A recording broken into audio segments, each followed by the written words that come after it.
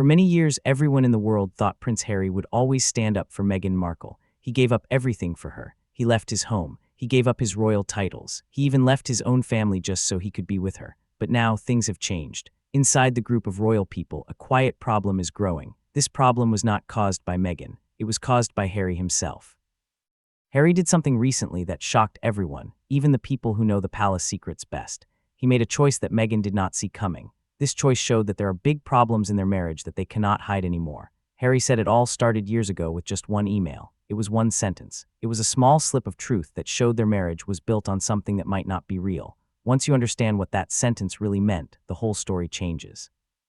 This is not just a marriage with small cracks. It is a marriage built on shaky ground, and now it is starting to shake. Let's go back to when the problems first started. It was February 2018. The world did not know it yet, but inside the palace something weird was happening. Prince Harry had sent an official email that later became proof in a court case. Most people thought the email was normal. They thought he was just being protective.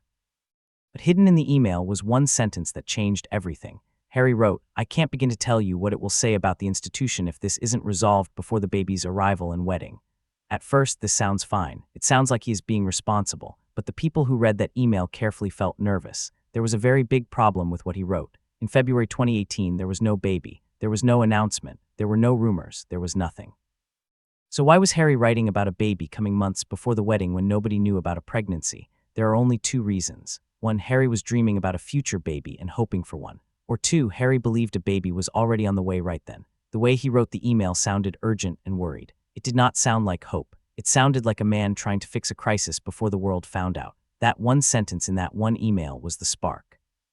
It was the tiny mistake that showed a much bigger truth. It was a truth Harry never meant to show. If Meghan told Harry she was pregnant, then everything that happened after that suddenly makes sense.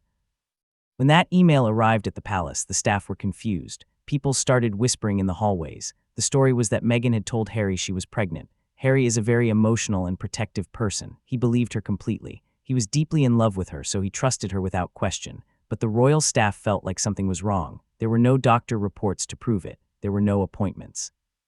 There was only Harry saying over and over again, "It needs to be settled before the baby arrives."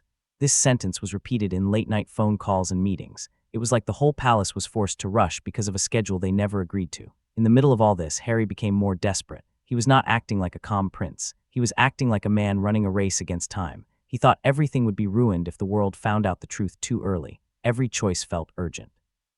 Every talk was tense. If there was a delay, Harry would get very upset.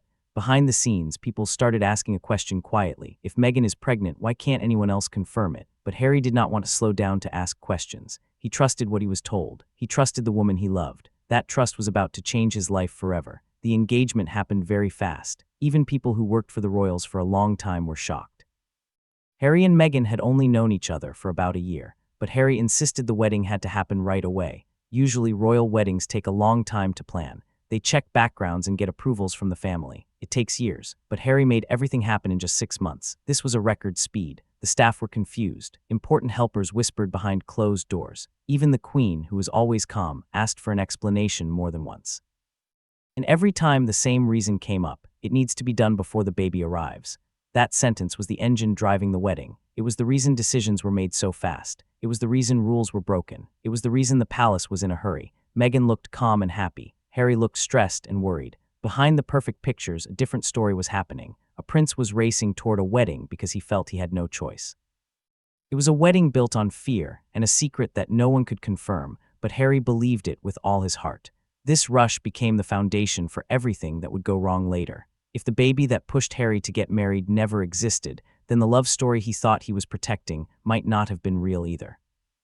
By March 2018, something strange happened inside the palace. The whispers stopped. The rush that had made everyone crazy suddenly went away. Meetings that were frantic became quiet again. Staff who were running around just weeks before were now confused. They wondered why nobody was talking about the baby emergency anymore. It was like the crisis just disappeared overnight.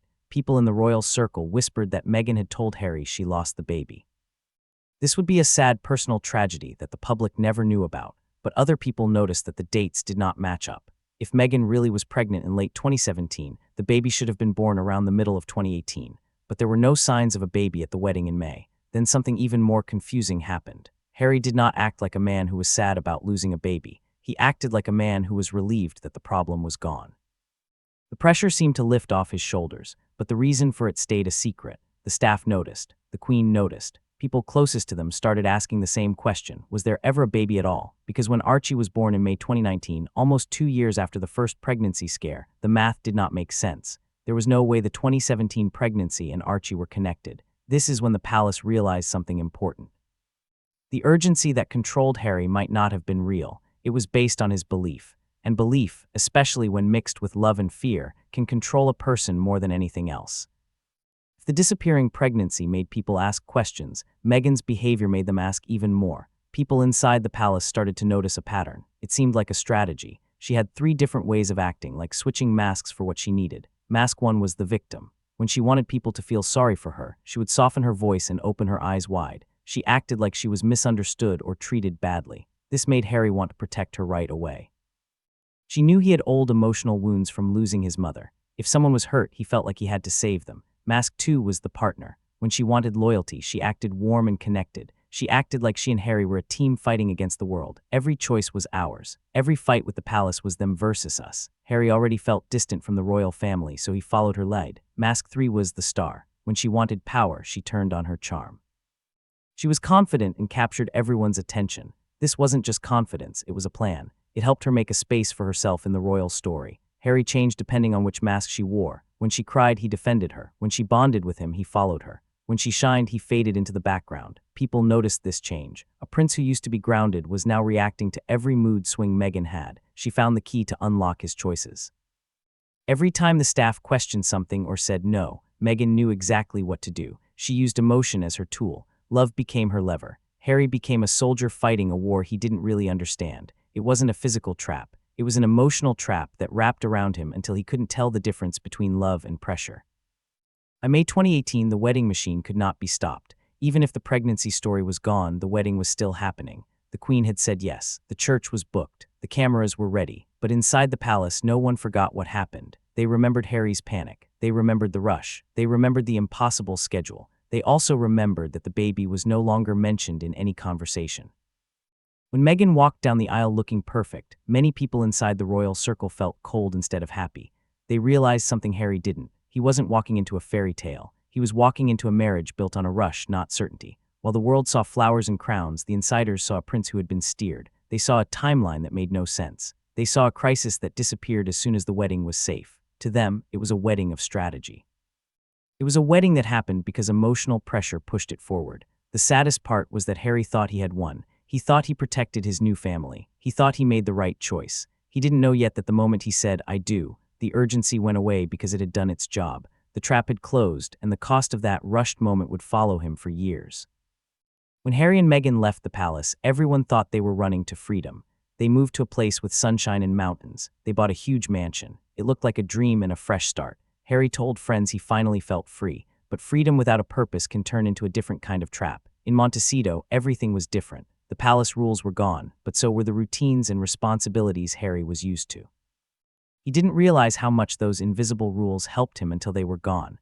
At first, California seemed exciting with new business deals and projects, but slowly Harry began to lose his spark. People close to them said he became quiet and grumpy. He was restless. It was like he ran away, but then realized he had nowhere to go. Meghan did well in their new world. She loved the cameras and meetings. She glowed in the spotlight, but Harry struggled. He wasn't a prince anymore.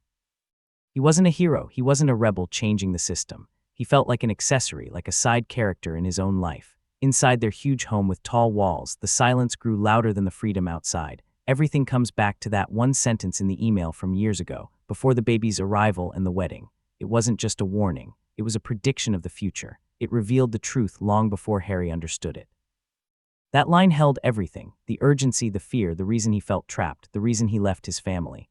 Now he is a man without a crown and without a role. He doesn't have the peace he hoped love would give him. The saddest part is that Harry wasn't just tricked by lies. He was tricked by hope. He hoped love could fix him. He hoped Meghan was the one person who chose him for him. But sometimes the real tragedy is realizing you fooled yourself. The cameras still flash. Meghan still smiles.